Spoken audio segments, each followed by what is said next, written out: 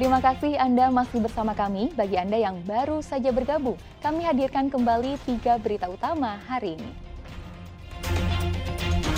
Polisi menahan 9 tersangka kasus kematian Satpam Kejaksaan Negeri Palopo saat unjuk rasa mahasiswa.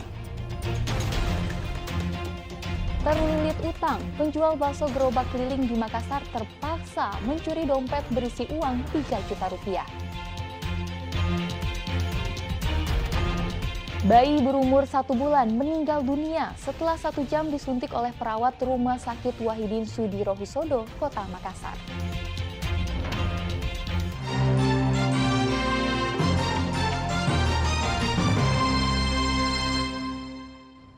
Kita ke informasi selanjutnya. Seekor ular jatuh dari plafon masjid hingga mengakibatkan sejumlah jemaah panik. Dari rekaman CCTV tampak seekor ular jatuh dari plafon Masjid Islamic Center Dato Tiro Bulukumba. Insiden ini mengakibatkan sejumlah jamaah yang hendak memulai sholat Jumat panik menghindar. Ular sepanjang 30 cm ini terjatuh dari plafon yang belum diperbaiki. Guna mencegah insiden terulang, petugas masjid rutin melakukan pemeriksaan berkala. Di sini.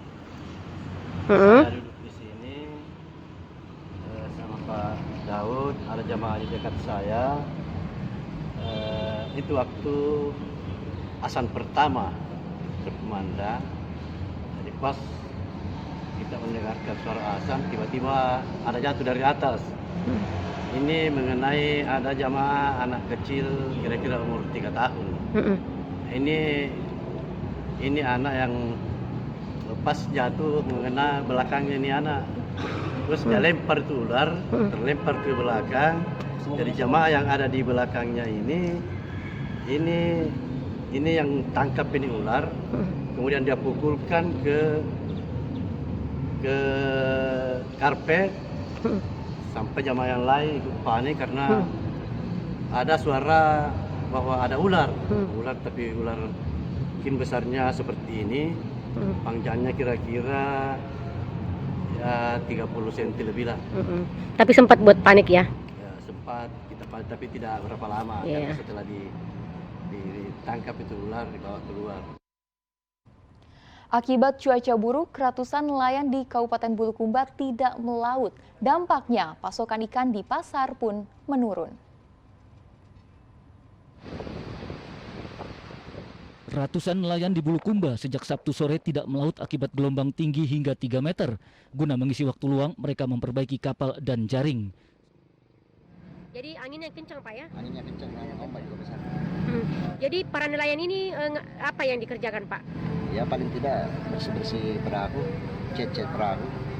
Terus bagaimana dengan pasokan ikan sendiri, kurang atau bagaimana Pak? Kurang.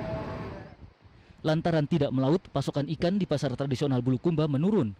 Jika ada stok ikan laut, harganya melonjak 2 kali lipat. Andi Muhammad Sardi melaporkan dari Kabupaten Bulukumba.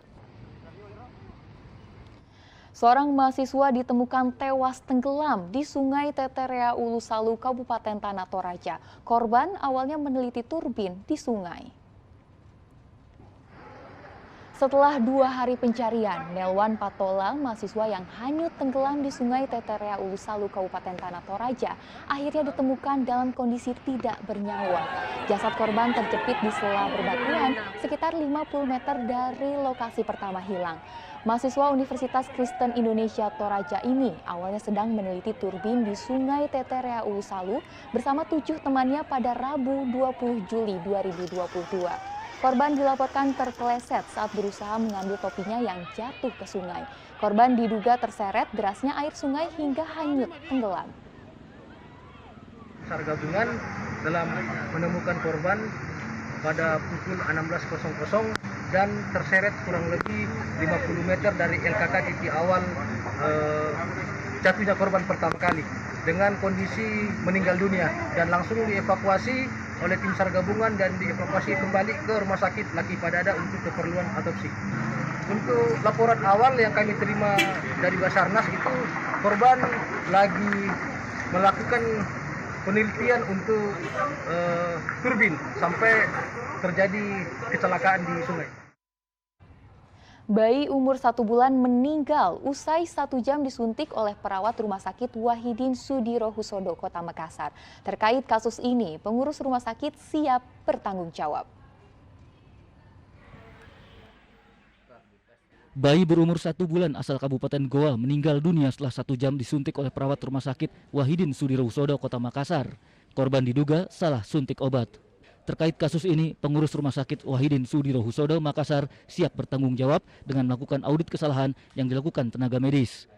Kejadian tentang ada dugaan anak yang meninggal dianggap tidak wajar setelah diberikan obat di perawatan Wahidin, hanya saya harus sampaikan secara jelas bahwa keadaan ini kan suatu hal yang kita sekarang ini lagi melakukan juga audit terhadap keadaan itu.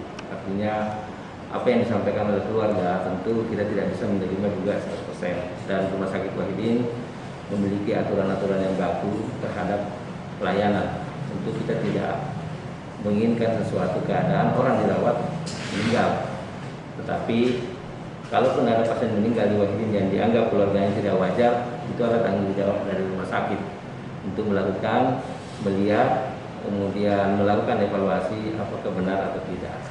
Keluarga korban termasuk Kepala Desa Taman Nyeleng, Kabupaten Goa, meminta pengurus rumah sakit bertanggung jawab dan mendesak polisi mengusut perawat yang salah menyuntikkan obat hingga menimbulkan korban jiwa.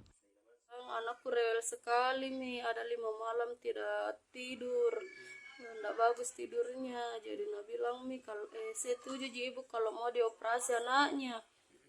Jadi ku bilang iya, apa yang penting yang terbaik untuk anakku.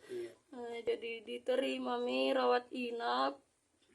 Ternyata anakku ada paru-parunya kotor.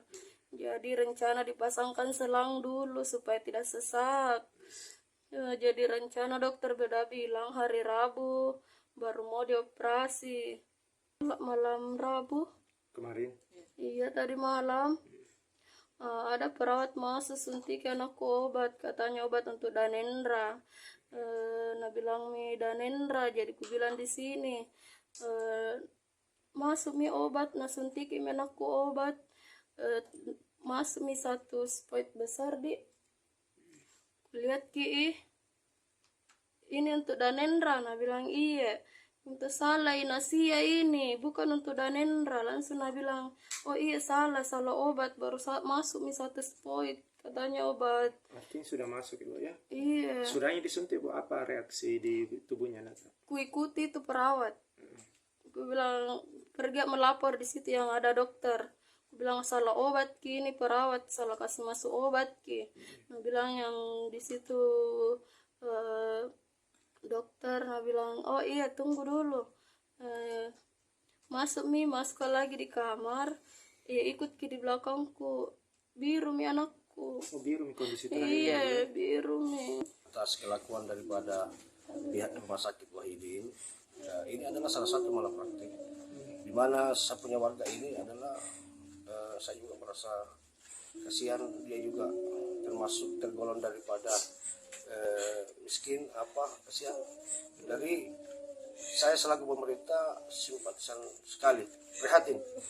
Jadi saya harap dari pihak media, dari saudara kita ini usut tuntas sampai selesai ini persoalan. Pihak kepolisian juga bantu kami untuk tuntas kelakuan daripada perawat yang magang di Rumah Sakit Wahidin Sudirohusodo. Korban masuk Rumah Sakit Umum Wahidin Sudirohusodo Makassar karena rewel 5 hari tidak bisa tidur. Dari hasil pemeriksaan, paru-paru korban kotor sehingga perlu operasi. Namun sebelum menjalani operasi yang direncanakan Rabu 20 Juli 2022, datang perawat yang menyuntikkan obat. Diduga suntikan obat yang diberikan kepada korban tertukar dengan pasien lain. 1 jam berselang, tubuh korban membiru dan dinyatakan meninggal dunia. Zainuddin melaporkan dari Goa dan Makassar. Dan informasi tadi mengakhiri jumpa kita hari ini. Atas nama rekan yang bertugas, saya Tia Anissa mengucapkan terima kasih atas kebersamaan Anda. Selamat beraktivitas dan sampai jumpa.